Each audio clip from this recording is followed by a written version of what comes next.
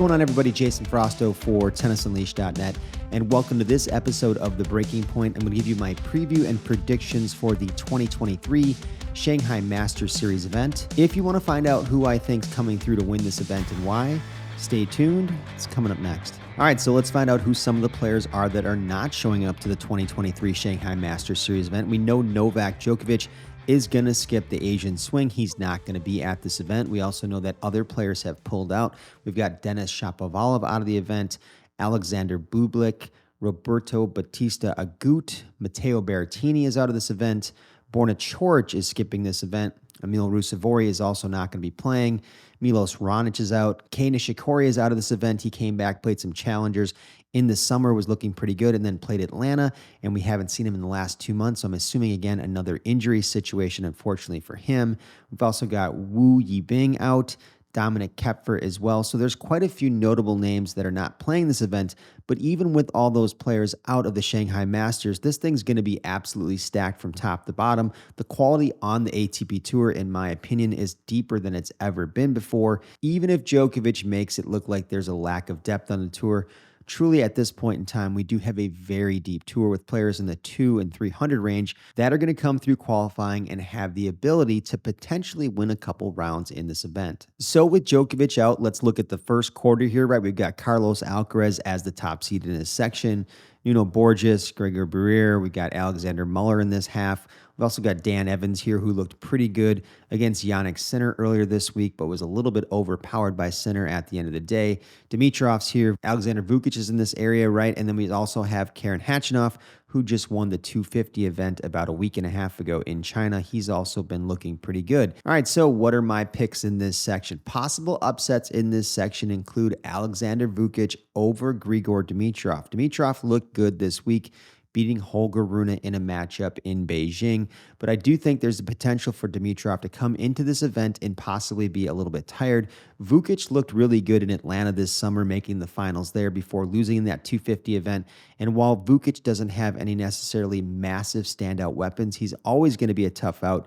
Dimitrov can be a little bit spotty with his consistency, and for that reason, I have Vukic possibly upsetting Dimitrov in the second round. My possible dark horse to get through this section, even though he's a seed, Karen Khachanov, right, as the 13 seed, looked good and won the 250 final in China about a week and a half ago against Yoshihito Nishioka and beat him in straight sets and looked very good there. He followed that up in Beijing, lost early to Lorenzo Musetti, but I think he lost that match more on fatigue than anything going from one tournament to another. So if I'm going to have a dark horse pick in this section, I think it's possible that Khachanov is well rested coming into the Shanghai Masters. A lot of these players, if they lose early in another event, they'll show up to the next event and they have plenty of time to get used to the courts, the speed, and the conditions, and they get acclimated really quickly. If you win an event the previous week and end up showing up pretty late to the next event, it's tough to get acclimated and get the proper rest and get used to the courts in time, so you have a pretty big disadvantage if you've won the week before and show up to another event with 1 day of practice. Having said all that, my pick to get through this section is going to be Carlos Alcaraz. He's had an incredible season, right? He's looked very good from top to bottom. His U.S. Open loss to Medvedev was a little bit surprising in the fashion that it happened, but I have him getting through this quarterfinal. All right, let's look at the second quarter now, right? We got Taylor Fritz as the top seed at number 7 in this section. We also have Francis Tiafoe as the 10 seed. Both of these guys had good runs at the U.S. Open, with Fritz bowing out to Djokovic in that event pretty easily and pretty handily. Fritz did have a very solid summer hardcourt season, but he did have a couple bad losses to Djokovic, which I think were a little bit unexpected. So we've got some really interesting players in this section, right? We've got Sonego, Jordan Thompson, Nicolas Sherry, Lehechka, Diego Schwartzman got a wild card here. We also have Luka Van Asch, who's a younger up-and-coming player. Then we've got Watanuki and Jun Chen Sheng, who's also a very young up-and-coming player. So we've got a lot of good players in this section. If I look at possible upset specials, though, I'm looking at Luka Van Asch over Lehechka possibly in round 2. Panache is an up-and-coming player, top 100 player. I believe he's 19 years old and has a very well-rounded game. Another potential second-round upset here, though, Shang, right? I'm looking for him to potentially beat Taylor Fritz in round 2. Even though Fritz is extremely solid on hard courts, Shang is an up-and-comer, and a lot of times players in this age range, especially guys that are in that 18 to 21-year-old age range, will take some big leaps throughout the season. Shang is left-handed and will go to Fritz's two-handed backhand, which is a very solid weapon. If Shang's able to exploit that Fritz backhand, there's a chance he could slip through this match in the second round. So those are my potential upset specials in this quarter. My dark horse to possibly get through this section, right, is Nicolas Jarry. He has a huge game. He's a very tall player and just blasted his way through Stefanos Tsitsipas earlier this week in Beijing, right? Had a very good result there, and he just has a really big game. So for some reason, he's able to put that power game together, right? He's got Tiafoe in his half, and Tiafoe handles power really well. But you never know. Maybe Jarry can put it together and kind of overpower Francis in this section. I do see Francis Tiafoe coming through this section. Francis is very good on hard courts, very energetic player, right, and very explosive. I do think Tiafoe gets through this quarter. All right, guys, we're moving on to quarter number 3, right? We've got Tsitsipas as the top seed at number 4 here. We also have Cam Norrie in this section, who's had quite a bit of a hot and then very cold season. And we've got some really strong players in this section, right? We've got Ugo Humbert, who was really good last week. We got Jan-Lennard Struff, who had a very good clay court season, then went down an injury and hasn't had a lot of matches since he came back from that injury. And then we also got some other players like Matteo Arnoldi, Popperin, who's had a very good season this year. And those guys are both young guys who are both on the rise on the tour. And we also have JJ Wolf in this section, who can be very explosive. So I really like this section because I think this is a really unpredictable section, right? The top 2 seeds in this section, Norrie and Tsitsipas, have been both very cold in the last couple of months. Tsitsipas hasn't won an event since late July when he won Los Cabos, but since then he's taken a lot of bad losses, and you have to kind of wonder, is his focus really there, or are guys just sort of exploiting his game? And my potential upset specials in this section, we've got Ugo Humbert potentially over Tsitsipas in round 2, and then also Matteo Arnoldi, who's a young up-and-coming Italian, 22 years old, with a very big game, possibly over Struff in round 2. Struff lacking matches, coming back from injury. This is a potential upset special. And my dark horse pick to come through this is the lefty Humbert. If he comes through, he'd be my dark horse pick, having very good recent match history. And then again, with Tsitsipas really struggling. My guy that I think is going to come through this actual section, though, I'm going to kind of pick the unlikely person at this point. It's going to be Cam Norrie. So I see Cam Norrie putting some matches together here. Tsitsipas, again, struggling a lot lately. It'll be interesting to see if Steph can put something together. But my pick to get through this section this time, Cam Norrie. All right, we look at quarter number 4, right? Tommy Paul as the 12 seed, the top seed in this section is Andre Rublev. Now, Tommy Paul has really struggled lately, and there are some players that could pose some difficulty for him, right? We've got Artur Fies floating around in this section. Davidovich Fokina has been playing very well. Mannarino has had an incredible season and year at the age of 35. People haven't expected that out of him at this point, right? We got Karatsev down there and then Shevchenko. So this is a really interesting section with Tommy Paul being very cold coming into this, right? Just took a pretty substantial beatdown from Daniil Medvedev in the first round in Beijing. I think it was 2-1. Offner comes into this event being very hot, right? Playing an indoor tournament last week and doing very well. So I see a potential upset special of Offner over Paul in the second round here. And then my potential dark horse to get through this section is going to be Fies, especially if Offner's able to take out Tommy Paul in round 2. Who knows what will happen with that potential matchup? Maybe Tommy's just going to kind of put it together and get a good string going again. But I think confidence is lacking a little bit in him. So if this opens up for Fies, right, and he's able to get past Davidovich Fokina, who we know is a very tough out for anybody, maybe he gets through as a dark horse in this section. But I am going to pick as my guy to get through here. It's going to be Andre Rublev, right? Big fire, big power game. Looked very good at the U.S. Open before bowing out there. I do think Rublev is going to safely get through this quarter. Now let's take a close look at quarter number 5. If you want to talk about wide open quarters, it doesn't get much more wide open than this, right? We can see we've got Casper Ruud here as a guy who made the French Open finals, but has really struggled since then, right? The only thing he's done is had another showing in a final in Bastad in the summer on clay. He hasn't done much of anything on hard courts, and we see this section, right? We've got some interesting players sprinkled throughout here. So we've got Christopher Eubanks, who had that big run at Wimbledon, but has struggled since Wimbledon, had that big showing there and played a big power game. Can he do something at the tour level on hard courts and really show out there? Then we've got Griekspoor, who's always a tough out and has had a very good year. And then we've got De Minaur sitting at the bottom, the Demon, who very consistent and can run a lot of balls down, but doesn't have any major weapons off the ground. So I guess we look at this, right, and we look for the possible upset specials. My main upset special pick here, right, potentially Nishioka, who had a nice run at a 250 in China about a week and a half ago before losing to Hachinov in the final there. Nishioka possibly over Casper Ruud. We'd have to see if Nishioka can take his forehand cross court to Ruud's backhand and really break that side down. We do know that Ruud is susceptible to hitting weaker balls off his backhand and potentially leaving a lot of backhand short. So can Nishioka get to round two and possibly exploit that backhand?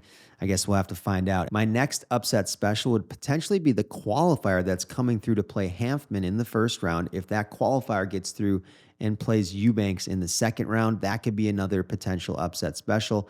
Eubanks has a big game, but he hasn't put anything together since Wimbledon that shows me that he's going to really truly fulfill that 29 seed. I'd love to see him do it, but he's got to start getting some wins on hard. So I think he's a potential upset special in round two as well. And then my dark horse in this section is going to be Nishioka. And the simple reason is that because Nishioka, if he gets past Casper Ruud for any reason, right, things potentially open up for him if Eubanks goes down as well in second round. Now he's looking at playing possibly the Demon, right, to get into the quarters there. So it's a good opportunity for Nishioka to possibly squeak through here and have a really good showing. And then in this quarter, I just wanted to kind of throw in a one to watch, right? It's going to be Wawrinka versus Lajovic in the first round. Again, it's Stan the Man with that gigantic bazooka one-handed backhand. The guy's out there at 38 years old and still looking incredible on the tour. So that's kind of my one to watch in this section right there. You got to appreciate Stan and the fact that he's out there and still being extremely competitive and winning matches. But my pick to get through this quarter is going to be the Demon. I think with the consistency and the potential for a lot of upsets in this quarter section, I think the Demon gets through and makes a quarterfinal appearance in Shanghai. All right, now let's move on to quarter number 6. And if you want to talk about wide open again, we've got Holger Rune as the top seed here, as the number 3 seed. And then we've got Hubert Hurkacz, right, as the number 16 seed here. We got Musetti in this section, and we've also got Brandon Nakashima, Zapata Morales, and we got Fabio Fognini receiving a wild card here. This section is extremely wide open. Rune has had a back injury and went down early at the US Open. They're saying his back is healed right at this point, but then he went down to Dimitrov in Beijing in straight sets there. And again, not 100% sure if this guy is 100% healthy or it's even becoming a mental thing a little bit at this point. But we've got Hurkacz up there who made a nice run at the US Open as well. So I guess the question is, in this section, what are some of my potential upset specials? All right, so my first upset special potentially in this quarter, right, is Zhang over Echeverry. I think Zhang has a very big game. He's playing in his home country, right? And he's playing with a lot of confidence off of his success at the US Open. He plays very well on hard courts. The question is, can he pull off an upset here? I do think he has the potential to do that. Another possible upset, right, is Max Purcell, who had a pretty good summer hard court season, potentially to beat Musetti in round 2. Musetti, a little bit weak on the forehand, likes to play really far back in the court. Purcell has an all-court game, has no massive weapons, but he does serve very well, and he can follow that into the net. And if Musetti's standing really far back, there's a chance Purcell could come in and take advantage of that. So that's another potential upset in this quarter. And then I'm going way out on a limb for my dark horse pick for this section. I'm going to say Fabio Fognini, right, who's been out on the Challenger Tour and trying to get some matches in and has been doing pretty well on the Challenger Tour, could potentially float through this as a dark horse. If he can get by Kokkinakis in the first round and possibly get past Hurkacz in the second round, things really open up because, again, Musetti in this section, very susceptible to losing on hard courts. So I think if Fognini can get by his first round match and squeak by Hurkacz somehow, right, find a little bit of fire and a little bit of form, he could get through this quarter as a potential dark horse. But my main pick to get through this quarter is going to be Hubert Hurkacz. Good form in the US Open, has a massive serve, is extremely solid on his backhand side, right? Is very tough to beat. Hurkacz isn't going to beat himself. You really have to find a way to beat him or to break him in that massive serve. His weakness truly is his forehand side. It's not a massive strength, but it's something you can attack, and he does have problems finishing points on that side. So I'm going to pick Hurkacz to get through this and get into the quarters. All right, guys, on to quarter number 7, right? We've got Jannik Sinner up there in very good form this week. We've also got Zverev down there who beat him at the US Open and is a very tough matchup for him. Other players floating through here that are potentially very dangerous. We've got Ben Shelton in here who coming off that really, really good US Open run and also had a good run at the Australian Open. We've got Marcos Giron in here, Taro Daniel, Sebastian Baez, Hom Munar. We got Andy Murray in here and a very in-form Roman Safulin, right, who's had a very good year this year as well. So we get a lot of strong players in this section, possible upsets that could happen. So let's take a look at some of my upset specials here. My first possible upset to look out for would be possibly Marcos Giron over Sinner in round 2. And the reason is because Sinner showed potential injury this last week in his match with Dan Evans in Beijing, and he's also making a run there. He may come into Shanghai a little fatigued or potentially hurt. Giron lost a little bit earlier in the event that he was playing in and should be getting to Shanghai in plenty of time to get used to the surface and the conditions. He is a very tough out and a very good player, sometimes maybe just lacking a little bit in some strategy areas and or confidence. But I do think if Sinner comes into this situation a little bit tired, there is a chance for a possible upset special there. And then another possible upset special, right? Roman Safulin, right, who's been playing very, very well, possibly over Zverev in round 2, citing similar reasons to Sinner, right? Zverev has played a ton of tennis this year. He's getting back into form and he's playing very well, but he could be tired coming off of the runs that he's made in the last couple weeks and even at the US Open. Cumulative effect potentially of being tired.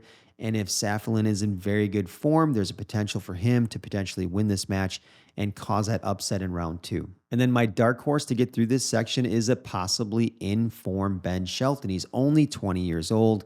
He's still rising and coming up as a player, and he's continuing to build his massive weaponry with that serve and forehand, right? And he's only going to get more confidence. So you have some really interesting matchups in this section, and if for some reason Zverev goes down early here, things really open up for Shelton, and I do think he's capable of being a dark horse in this section. But my pick to get through this section overall and make it through this quarter is an in-form Alexander Zverev. Even if he's tired coming off of all these different events over the summer hardcourt season and now into the fall, Zverev has Sinner's number, and the way Sinner plays this big boom boom game, it sort of plays into Zverev's hands. He's comfortable weathering the storm of all that power, and I do think Zverev will probably meet Sinner in this section and beat him in a tight match. All right, guys, and let's look at the last quarter, right? We've got Felix Auger-Aliassime here as the 14 seed.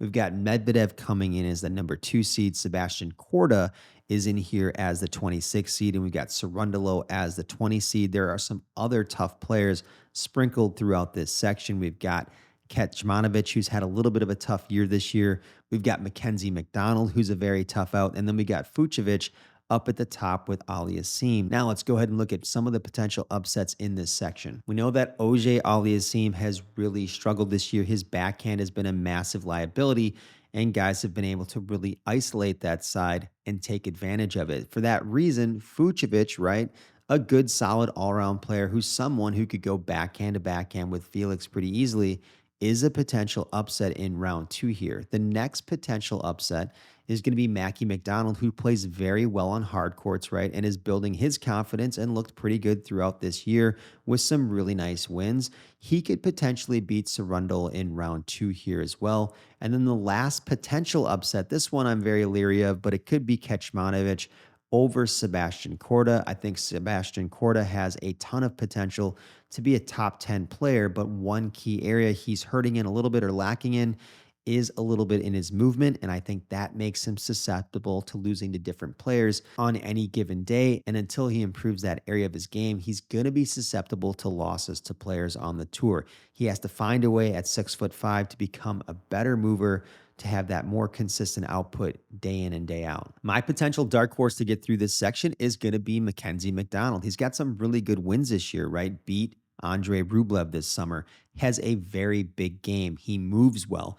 There's nothing about his game potentially where he has a massive weapon, but he's solid on both sides, has pretty equal miles per hour and MPH on both those sides, and could do damage pretty equally off of both. So I think McDonald is a very tough out, and I think he could be a potential dark horse to come through this section, especially because he has Aliassime right at the top as the 14 seed in his area. But my overall pick to get through this quarter is going to be Daniil Medvedev. He's had a very good year, right? U.S. Open run to the final there, losing to Djokovic, which was a little surprising that it wasn't tighter, but had a very good run in the U.S. Open. Looks really good this week in Beijing and is making a nice run there. He's just a very tough out, and I think if Medvedev comes through and he's not too fatigued from the last week or so, he's going to come through and get through this quarter. All right, so let's get to my quarterfinal matchups and picks. We've got Alcaraz versus Tiafoe in the first quarterfinal. I've got Alcaraz winning this match pretty comfortably against Francis. I think he does this in straight sets, something like 6-4 and 7-6. My next quarterfinal, right, we've got Norrie versus Andrei Rublev. I think Rublev basically blasts through Cam in this match and takes this one in a pretty competitive 6-4, 7-5 type of scenario. The next quarterfinal that we've got is going to be the Demon, Demonauer versus Hurkacz, who has a nice little comeback run here. I do think that Hurkacz is going to win this particular matchup. He's got that giant serve. The Demon serves very well, but I've got Hubie winning this quarterfinal. And then in quarterfinal number 4, I've got Zverev versus Medvedev, and I've got Zverev taking this match this time. He did win their last match in Cincinnati, even though Medvedev owns the career head-to-head 9-7. I think Zverev coming in very good form, finding his range, getting back into the top 10 area of the rankings now. I think he's going to solidify his spot in the top 10, and not just the top 10. I think he's going back to the top 5, and he has a very big game. Zverev also has room to improve his forehand side, and if he improves the technique on his forehand a little bit, watch out, because he's got a very good serve and he's got a very, very good backhand. So I see him winning this quarterfinal matchup.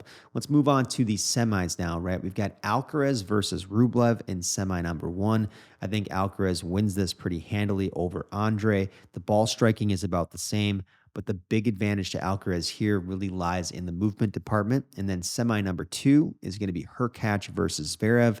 I've got Zverev winning the battle of consistency, just a little bit better overall than Hurkacz, and I think he wins this match. All right, and then in the finals, we've got Alcaraz versus Zverev here, guys, and I think Alcaraz wins this in a potential tight 2 or maybe even 3 sets. He just has a little bit more weaponry than Zverev has. He has a bigger forehand, and he moves better overall front to back and even side to side. So really interesting match and results here in Shanghai. These are my predictions, my preview and picks. If you agree with these picks or don't agree with these picks, leave your comments below. Tell me what you think. Am I completely out of my mind with these picks and way off base? Is somebody else going to come through and do some damage here and open this draw up? You know, am I being too conservative with my picks? I'm Jason Frausto for TennisUnleashed.net. That was it for our preview of Shanghai and our episode of The Breaking Point. If you found this video helpful in any way, or you found it entertaining, make sure you smash that like and subscribe button if you want to see more episodes like this of The Breaking Point. I'll see you next time.